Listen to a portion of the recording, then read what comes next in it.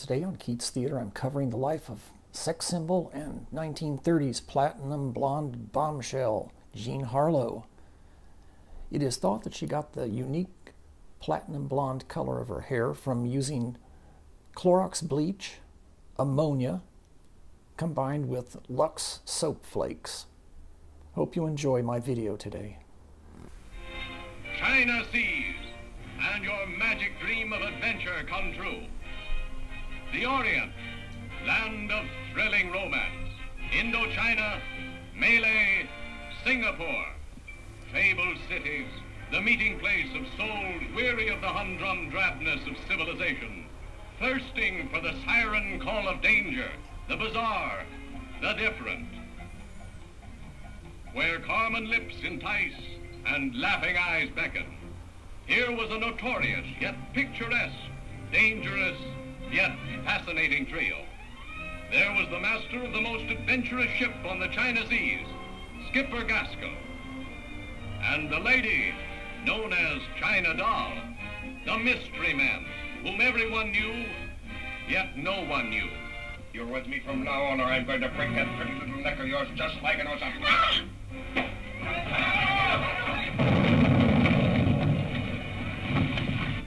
But you taught me something I didn't even know myself. When a woman can love a man right down to a fingernail, she can hate him the same way. Get out of here. Oh, I got a mighty good reason for being here. You always got a good reason for anything you do. In fact, I don't know anybody that can think of any more remarkable reasons than you can on short notice. Listen to me, I took an awful chance coming here. I might have got heaved overboard. Well, don't run any more risks by staying.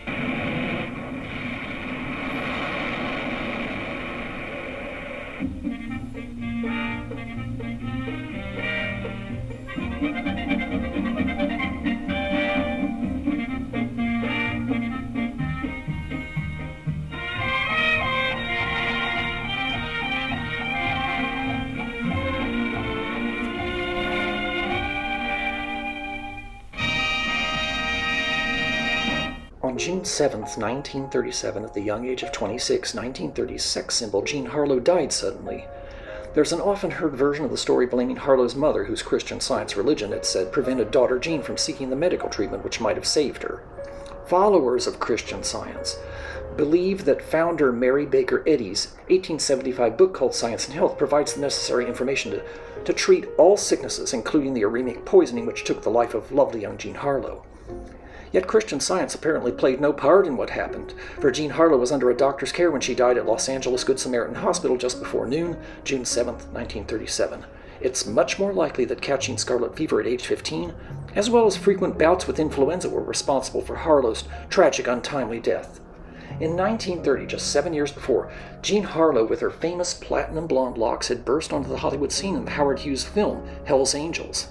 The 1930 film can be seen in its entirety on YouTube and is where Harlow made famous her sultry blonde bombshell persona, that wisecracking, sassy bad girl next door.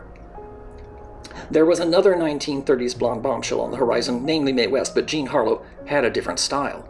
Mae West was clearly an exaggeration of sex, bombastically sashaying about the screen, hurling out sexy dialogue. Jean Harlow, by comparison, was a more subtle understatement, a sexual poetry in motion, undulating from scene to scene, in slinky, revealing gowns which showed off her copious assets.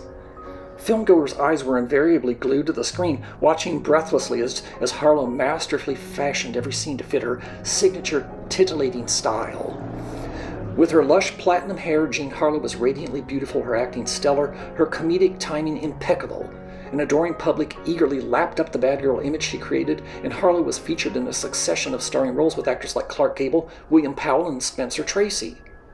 Sometime during 1930, Jean Harlow met German-born director and producer Paul Bern, who became instrumental in guiding her career. They announced their engagement in June 1932, and on July 2nd that same year they were married. Soon after, on September 5th, Paul Bern unexpectedly committed suicide. He left a note, though its authenticity is debated by some. The suicide note said, quote, "Dearest dear, unfortunately this is the only way to make good the frightful wrong I have done to you and to wipe out my abject humiliation. I love you, Paul. You understand that last night was only a comedy." End quote.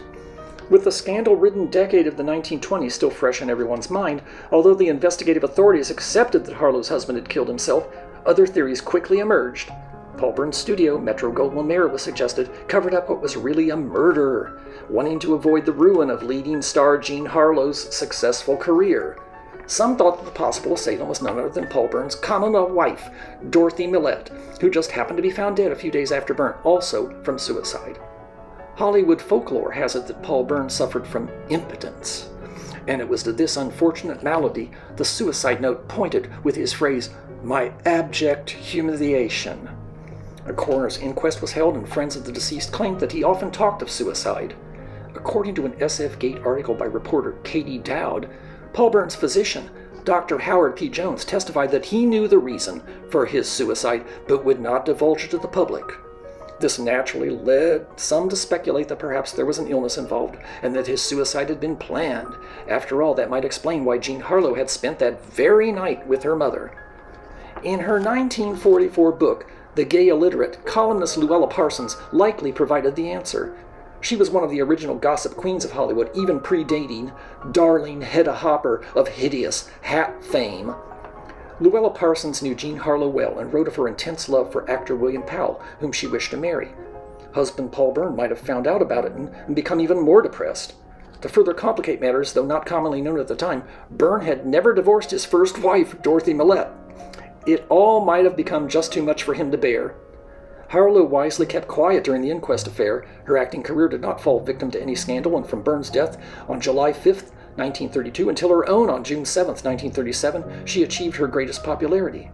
Following Jean Harlow's death, Louis B. Mayer toyed with the idea of recasting a different actress to finish her final film, Saratoga.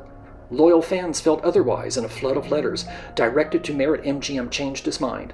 Ultimately, through clever use of doubles and rewriting of scenes, the remaining footage was shot, the film released. In 1937, Saratoga became the highest-grossing film of 1930's sex symbol Jean Harlow's career.